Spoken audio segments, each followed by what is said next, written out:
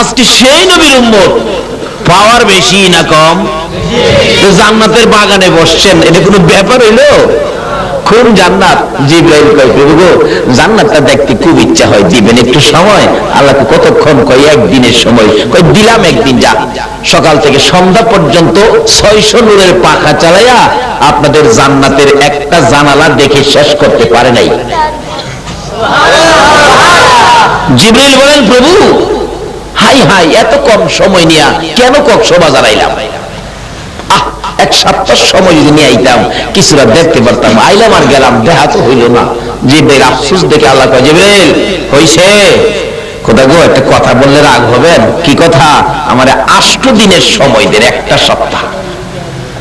আপনার বেহেশত এত সুন্দর, কি বলেন, বেহেশতের মধ্যে কক্সবাজার আছে না? আপনি যে বেহেশতের বাংলা ঘরে বসবেন, বাংলা ঘরের নিচেই থাকবে কক্সবাজারের নদী, এবং এই নদী লবণাক্ত পানি না, লবণের পানি না তো। এই নদীর থেকে এক গ্লাস পানি বুড়াবেন, মুখে দিয়া দেখবেন এটা 4 মেডিসিনের শরবত। 4টাকে একসাথে করে শরবতের নদী কক্সবাজার হিসাবে আপনার পায়ের নিচে দিয়ে রাখছে। যাক, ওদিকে আলোচনা না। এবার জিবরাইল প্রভু একটা সপ্তাহ সময়, আল্লাহ কয় দিলাম। এক সপ্তাহ পরে কিন্তু আর দরখাস্ত করো না।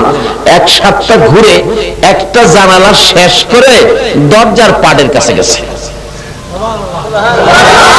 খোদা গো, যা দেখি খালি সাথে লাগে। আর একটু কিভাবে ভাবতাম, আপনারা তো বেহেশতের বাগানে বসা। ইদ্রিস নবী বেহেশতের বারিন্দায় ছিল, পানি খায় ঘুরে কয় খোদা গো, তোমার বেহেশতের বারিন্দা এত ভালো, এত মজা। আমার নবী মেরাজের সফরে গেলে ইদ্রিস নবীর সাথে দেখা, জিজ্ঞেস করে ইদ্রিস তুমি এখানে? হুজুর আমি তো এখানে বেহেশতে ছিলাম, পানি খাইতাম, পানি খাইতেছি, কি মজা হুজুর পানি। আমার নবীর বোঝায় পানি যে মজা। নবী করে খালি পানি মজা, আরো তো মজার জিনিস আছে। তাহলে বোঝা গেল ইদ্রিস পানির খবরই জানে, এর বাইরের খবর। আমার নবী এর বাইরের খবরও কিভাবে জানে?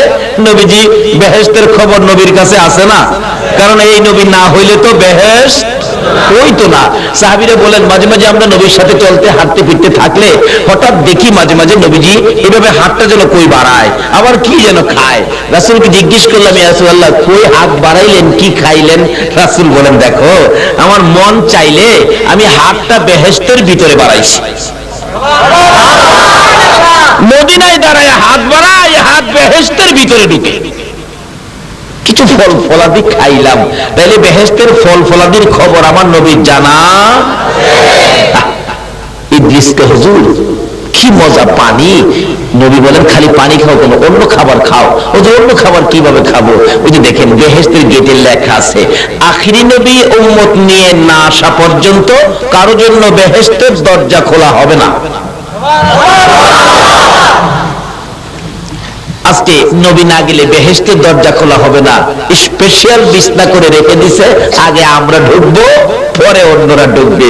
কিভাবে ঢুকবেন এটা বোঝার জন্য আজকে সোনার ছেলেরা এই মাহফিলের আয়োজন করেছে। রাস্তা দেখাবে কোরআন হাদিস, কিভাবে ঢুকবেন। আসুন, তৈয়ার হয়ে গেছে, এখন ঢুকাটা বাকি। ঢুকবেন কিভাবে? জিবরাইল তো ঢুকে গেল দেখার জন্য, জিবরাইল কিন্তু থাকার জন্য না।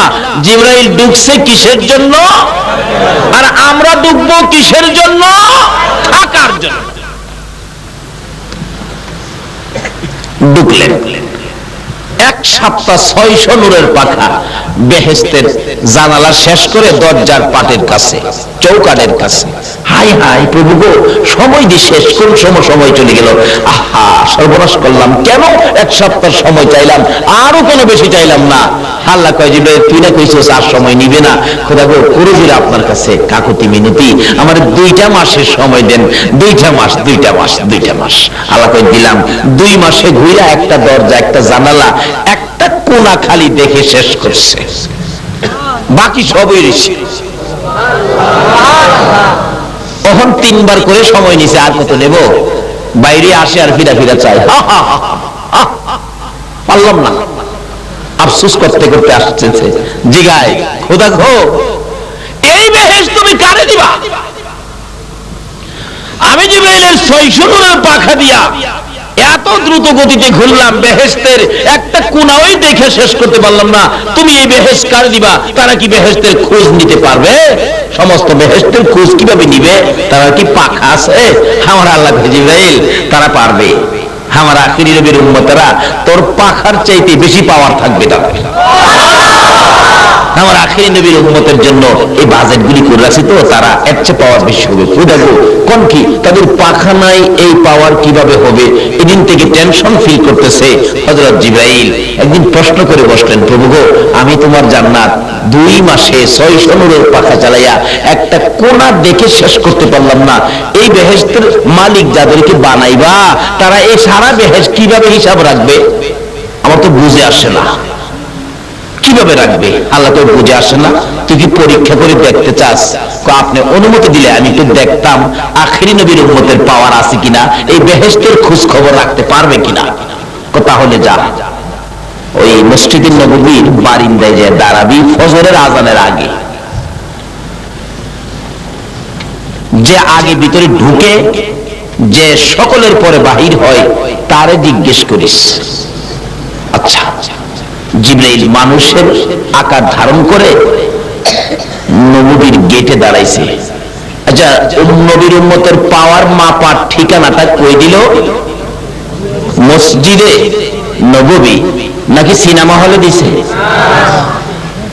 ঠিকানাটা কিন্তু পাওয়ার মাপার ঠিকানাটা কই দিল? আপনার পাওয়ার কই গেলে হবে কিছুটা আইডিয়া হয়েছে তো? মসজিদে নববী, অর্থাৎ মসজিদে যাইতে হবে। আর যদি সিনেমা হলে ঢোকেন তাহলে কিন্তু পাওয়ার বাড়বে না কমবে? আল্লাহ কয় মসজিদে নববী।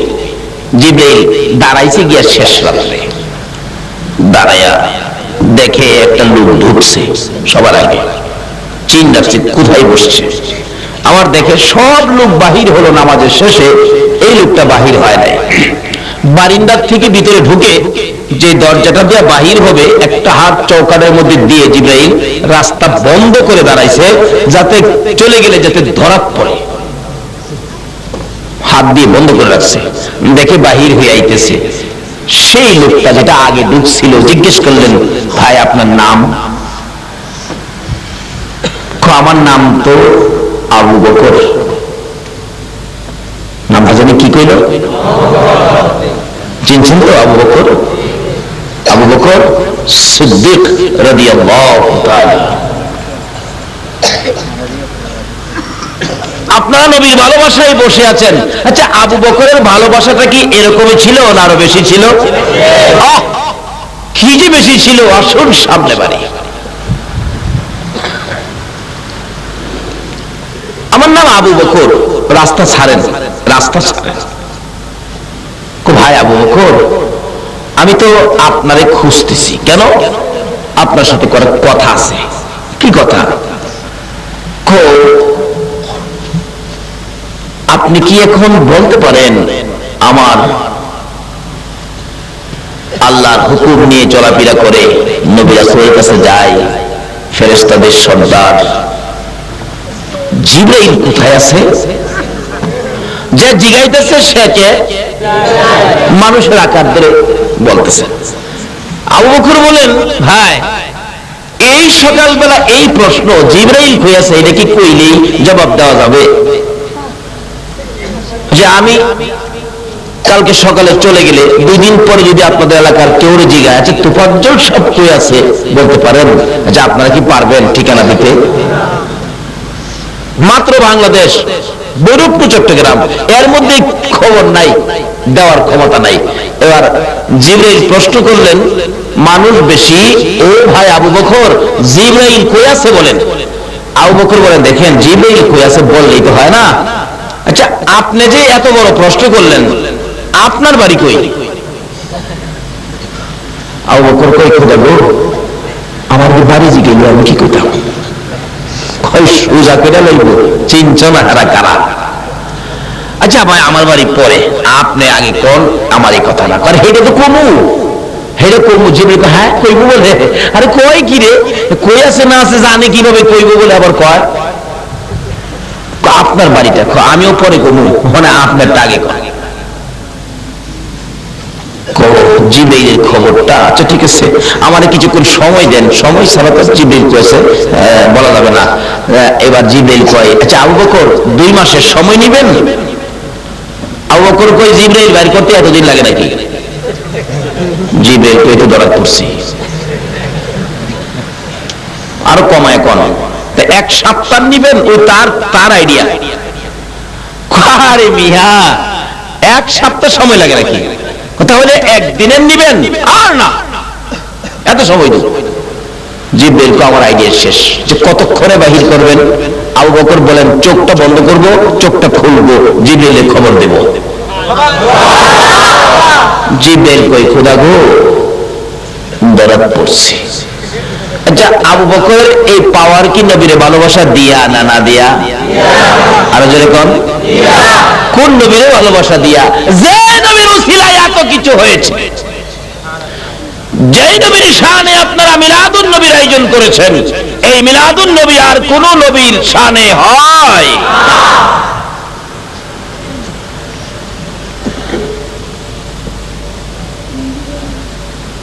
কত যে ভালোবাসতেন নবী। যেদিন মায়ের দেশ বাবার দেশ ছেড়ে মক্কাবাসীর যন্ত্রণায় মক্কা থেকে হিজরত করে মদিনা যাবে, যাওয়ার 6 মাস আগে বলেছিলেন ছোট্ট ছোট্ট সুরে, আবু বকর মনে হয় রে দেশে থাকতে পারবো না।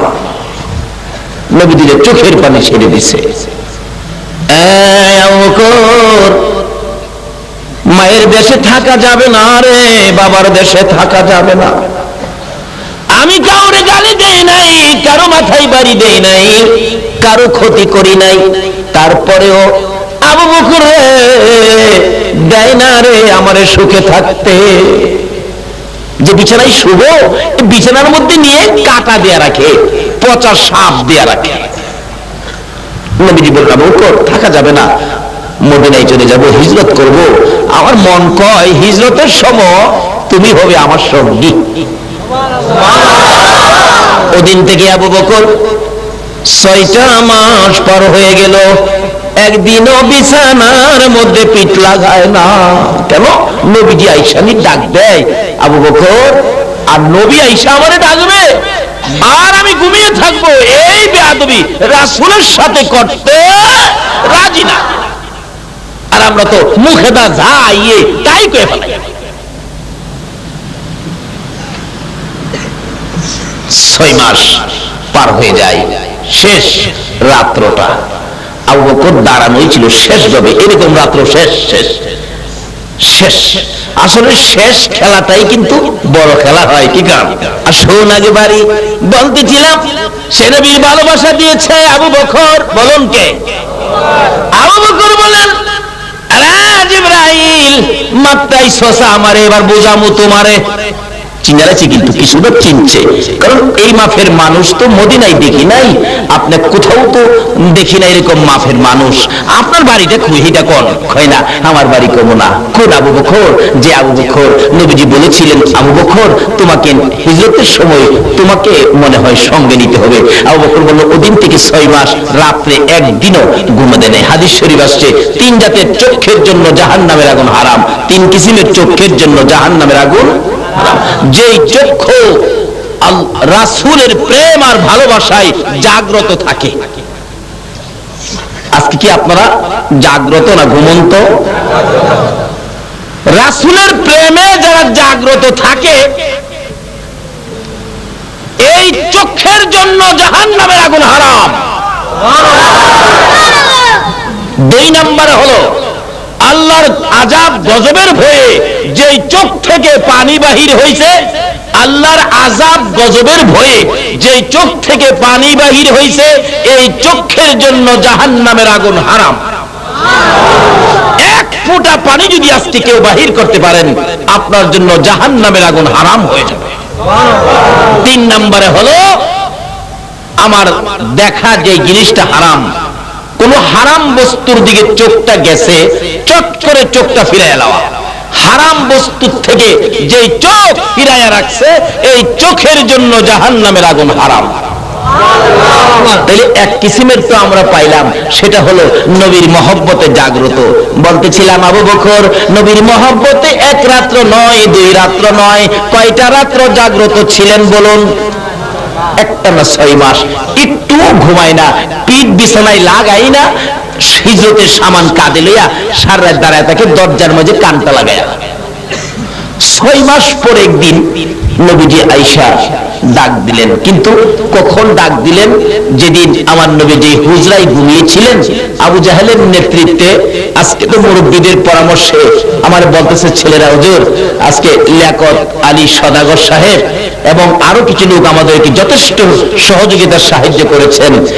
এরকম তো মক্কা নগরীতে ছিল, মদিনাতে ছিল। কেউ ছিল সাহায্য নিয়ে নবীর পক্ষে, কেউ ছিল সাহায্য নিয়ে আবু জাহেলের পক্ষে। এবার আবু জাহেল ডাক দিলেন, নেতা মানুষ তো, 40টা বংশ থেকে 40 জন যুবক আনলেন, আইনা বললেন আজকে রাত্রে মুহাম্মদের ঘর ঘেরাও করে রাখো, সকালবেলা কতল করে দিবা। এরা দাঁড়াইছে চারদিক ঘেরাও করে নবীজির ঘর হুজরা খানি। কিভাবে দাঁড়াইছে? কিতাব বলেন পিঠের সাথে পিঠ লাগাইয়া দাঁড়াইছে, পিঠের সাথে পিঠ লাগাইয়া, যাতে কোথাও বাহির হইয়া যাইতে না পারে। এমনি সময় জিবরাইল বলেন, ইয়া রাসূলুল্লাহ ঘুমিয়েছেন, সর্বনাশ হয়ে গেছে। কি? আপনাকে তো চারদিক ঘেরাও করে ফেলছে, উঠেন। জিবরাইল কি করব? তরবারি নিয়ে ভাও, তারা আপনাকে কতল করে ফেলবে, তা আমি কি করব এখন? জিবরাইলকে, হুজুর ভয় পায়েন না, আল্লাহ আমারে পাঠাইছে। সুবহানাল্লাহ। ভয় নাই হুজুর, আল্লাহ আমারে পাঠাইছে। আচ্ছা ঠিক আছে, কি করতে হবে? জিবরাইল এক মুষ্টি ভালু নিয়ে, পাথরের কণা নিয়ে বললেন, হুজুর এই কোরআন শরীফের সূরা ইয়াসিন থেকে এই আয়াতটুকু তেলাওয়াত করে এই বালুর মধ্যে ফু দিয়ে বালুটি ছিটাইয়া দেন। রাসূল কয়, ঘরের ভিতর থেকে ছিটাইলে এই পাথরের কণা কি বাহিরে যাবে? আল্লাহ কয়, বন্ধু গো, আপনার দায়িত্ব ছিটান, যাইবে না যাইবে এই দায়িত্ব আমার। নবীজি ফু দিয়ে ছিটাইলেন।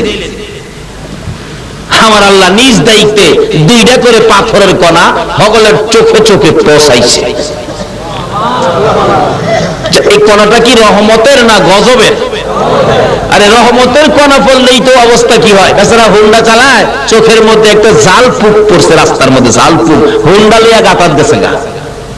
আর গজবের কণা, পাথরের কণা চোখে পড়ছে, কন্ত টাইন্ডার তাল ঠিক আছে, হাই হাই হাই হাই।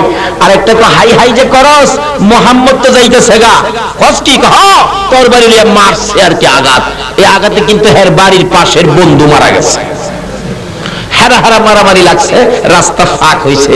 আল্লাহ কয়, জিবরাইল এই ফাঁকে দিয়ে আমার বন্ধুরে লইয়া যা, মদিনার দিকে রওনা হয়।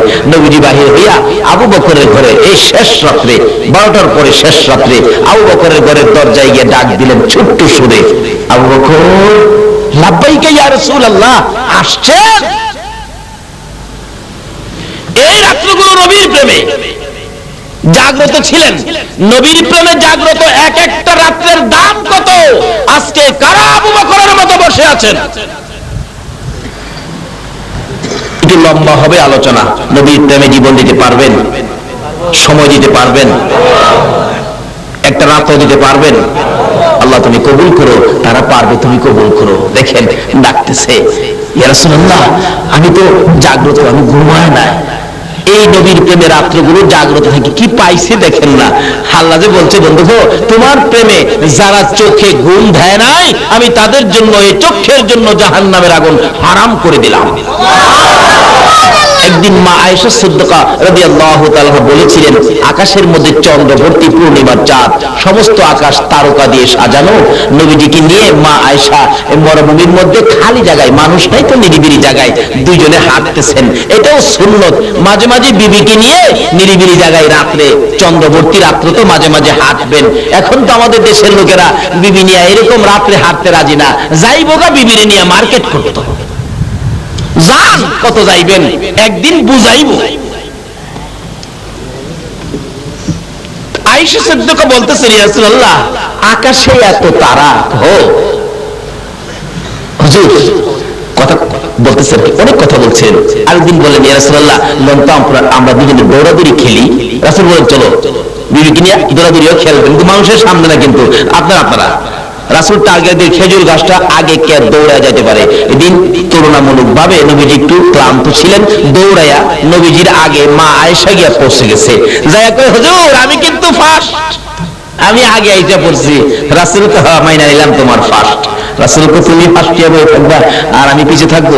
আরেকদিন যেদিন নবীজি সুস্থ ছিলেন এদিন কই, আয়েশা আজকে রাত্রে হবে খেলা। আচ্ছা হুজুর। আয়েশা তো ভাবছে এই দিন যখন আমি ফার্স্ট হইছি আজকে তো আমি হই। এদিন দৌড় দিবার আগেই রাসূল গেছে, আয়েশা এই দিনের পয়েন্ট আজকে আমি পাইলাম। এরকম করতেন বিবিকে নিয়ে, এটাও সুন্নত। এরকম একটা আমল যদি এই নবীর উম্মতের থাকে, 100 গলা কাটা শহীদের সওয়াব দিয়ে হাশরের ময়দানে আপনাকে দাঁড় করানো হবে। আর সব বরকতের বাজেট তো হলো এই নবীর জন্য, আর পাবে নবীর উম্মতে। কিভাবে নেবেন এই জন্য আলোচনা সামনে আসতেছে। আসুন, আমি এখন আলোচনায় যাই নাই, বাহিরে আছি। এবার ডাকতেছে, ইয়া রাসূলুল্লাহ, আচ্ছা আকাশে এত তারা, তারা কতগুলি হবে? রাসূল বললেন, কেন হুজুর? কেন যে আমার ইচ্ছা হলো আকাশের তারা বরাবর কোন নেকি কি মানুষের আছে কিনা। আচ্ছা আকাশের তারা গণছে পৃথিবীতে এমন কোন বিজ্ঞানী আছে? কন্যা বলে ইতিহাসে পাইছি আকাশে তারা এমন হইছে। মোল্লা দুপিয়াজা, মোল্লা দুপিয়াজা মুরব্বীরা দেখছেন আগেকার দিনে বইয়ের মধ্যে ছিল, মোল্লা দুপিয়াজা প্রশ্ন করেছিলেন, আচ্ছা বলেন তো এই শহরে কতগুলো কাক আছে? আচ্ছা কতগুলো কাক চিটাং শহর আছে কেউ গণছে? এর পণ্ডিত আছেন তো হয়তো পটচট করে বইলা ফেলাইছে কি ৯৯৯৯টা কাক আছে চট্টগ্রাম শহরে। আর যদি কম হয় তাহলে ভাববেন এখান থেকে বেড়াইতে গেছে, আর যদি বেশি হয় তাহলে মনে করবেন অন্য খান থেকে বেড়াইতে। মানে এই ফেস বাংলার ক্ষমতা আছে? কাক গণার ওই তো ব্যবস্থা নাই। এক বেসরা জিগাইছিন কোন তো দুনিয়ার মাইস কোহানে? এই লোক মাটির মধ্যে মোড়া দিয়া কয় দুনিয়ার মাইস এখানে, বিশ্বাস না হয় মাইক পাই গিয়া। আচ্ছা হ্যার জীবনে মাইক আয়া এখন পস্তরব? এমন এক প্রশ্ন করে বসে মা আয়েশা, হুজুর আকাশের তারা কত, এই পরিমাণ কোন নেকি কি মানুষের আছে? তাহলে বোঝা গেল যারে প্রশ্ন করছে তার কিছু আইডিয়া, সম্পূর্ণ খবর দেওয়ার ক্ষমতা আমার নবীর আছে। নবী সঙ্গে সঙ্গে বললেন, আয়েশা আছে তো এরকম নেকি আছে। কার হুজুর? এই নেকি আছে হযরত উমরের। মা আয়েশা কই উমরের এত নেকি? হাই হাই, আমার আব্বার যদি এত নেকি হইতো না জানি কত ভালো হইতো। একটু গুনগুন করতেছে। রাসূল বলেন, আয়েশা গুনগুনি করে করে হুজুর গুনগুনি করি, উমরের এত নেকি, আমার বাবা আবু বকরের নেকি জানি কত। এটা আমার জানার ইচ্ছা ছিল, উমরের এত নেকি। রাসূল বলেন, শোনো উমরের নেকির হিসাব আকাশের তারা বরাবর, তোমার বাবার নেকির হিসাব নেও। হুজুর কেমন হইব? উমরের বেশি হইব না কম হইব? শোনো না, তোমার বাবা আবু বকরের নেকি, উমরের নেকি আকাশের তারা বরাবর।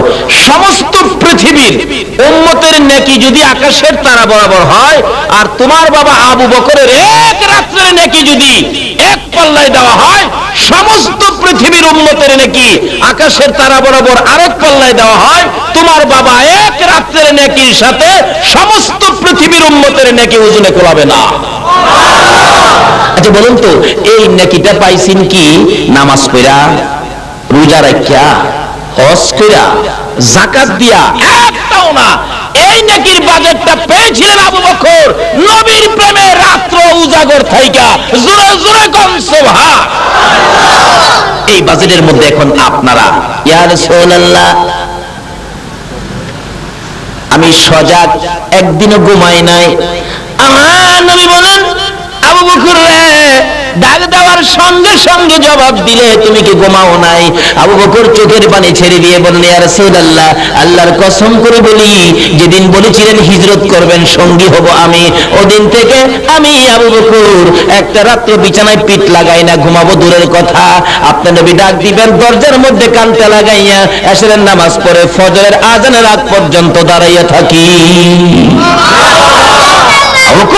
জলদি করে বাহির হও, জলদি করে বাহির হও। পিছনে আবু জাহেলের শব্দ শোনা যায়। কিন্তু কিতাব বলেন আবু বকর দরজা খুলে বাহির হলো না, পিছন দিয়ে জানালাটা খুলে বাহির হইয়া সামনে হাজির। আয়েশা দেখে আমার নবীর চোখ থেকে জর্জর করে পানি পড়তেছে। আবু বকর ডাক মারলেন, ইয়া রাসূলুল্লাহ, চোখে পানি কেন গো?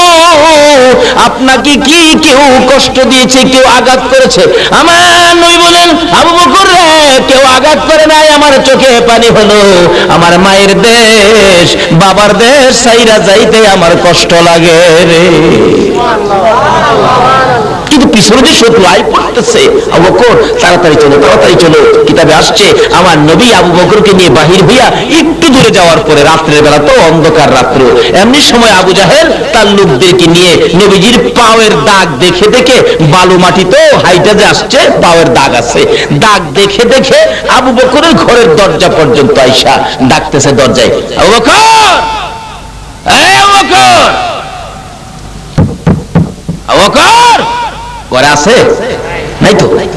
আবু বকরের ছোট্ট মেয়েটা, যার নাম কিতাবে আসছে আসমা, আসমা বলতেছেন, কে? দরজা খোলো। কেন?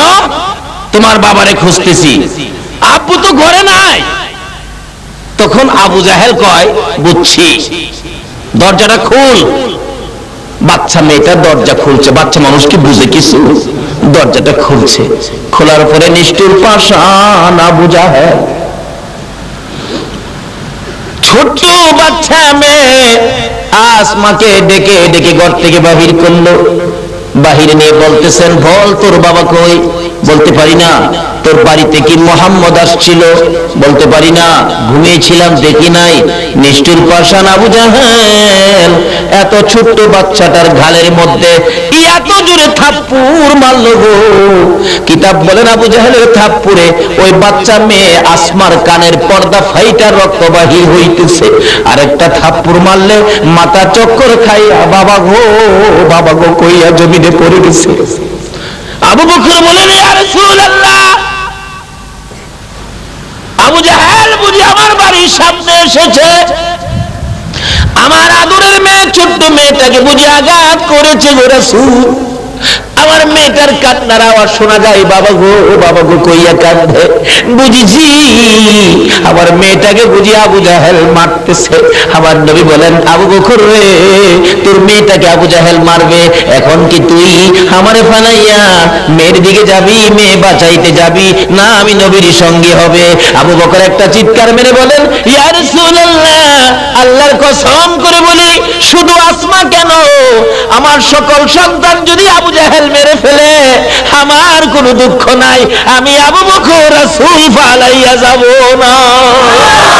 বলতেছিলাম, যেই নবীর প্রেমে পাগল হইয়া জীবন দিলে কত পুরস্কার, যেই নবীর পক্ষে সময় দিলে কত পুরস্কার, যেই নবীর পক্ষে জাগ্রত থাকলে জাহান্নামের আগুন হারাম হইয়া যায়। হযরত আবু বকর বললেন, ইয়া রাসূলুল্লাহ, সমস্ত সন্তানাদি যদি আবু জাহেল মেরে ফেলে আমার কোনো দুঃখ নাই, আমি রাসূলের পক্ষ ছাড়ব না।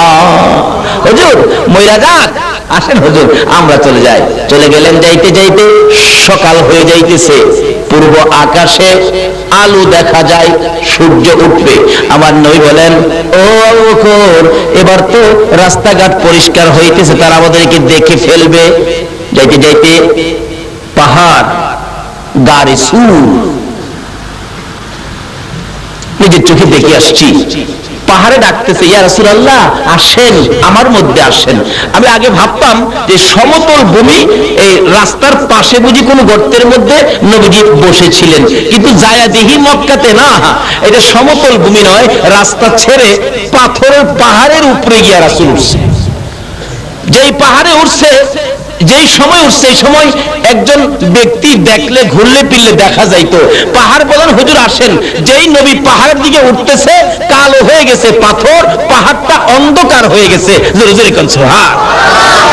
নবীর হেফাজতের জন্য পাহাড় কালো হইয়া অন্ধকার, এখনো পাথর কালো। লম্বা ঘটনা, ঢুকছেন যায় নবীজি একটা গর্তের মধ্যে, আবু বকর ঢুকলেন।